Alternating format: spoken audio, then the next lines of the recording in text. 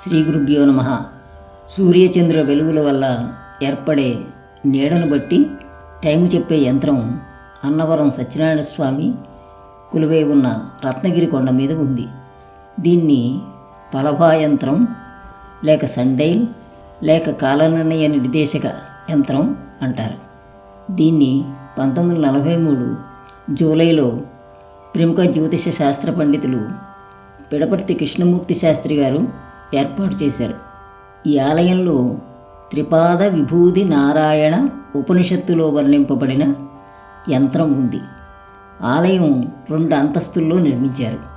ద్రవిడ శైలిలో నిర్మాణం జరిగింది. కింది భాగంలో యంత్రం, పై అంతస్తులో స్వామి విగ్రహాలు ఉన్నాయి. దేవాలయ ప్రతిష్ట 1891 ఆగస్టు 6న జరిగింది.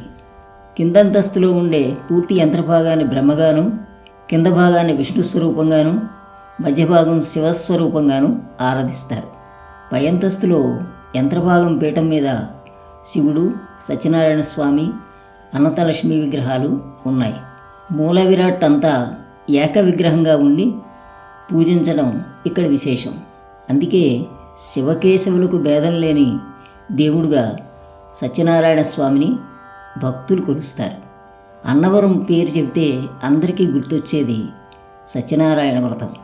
ఈ వ్రత విధానాన్ని, కథని నైమిషారణ్యంలో ఉండే సూత మహాముని శౌనకాది మహర్షులకు చెప్పినట్లు స్కాంద పురాణంలో చెప్పడం జరిగింది.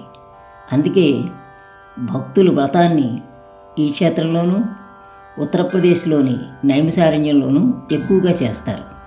ఈ క్షేత్రంలో వ్రతం చేసుకోవడానికి వచ్చే భక్తుల కోసం వసతి గదులు, ఉచిత భోజన సదుపాయాలు దేవస్థానం ఏర్పాటు చేసింది.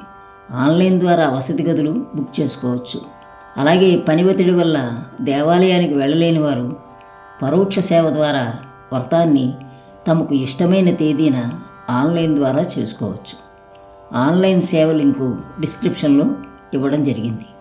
శివాయ విష్ణురూపాయ శివరూపాయ విష్ణవే శివస్య హృదయం విష్ణు విష్ణోశ్చ హృదయం శివ.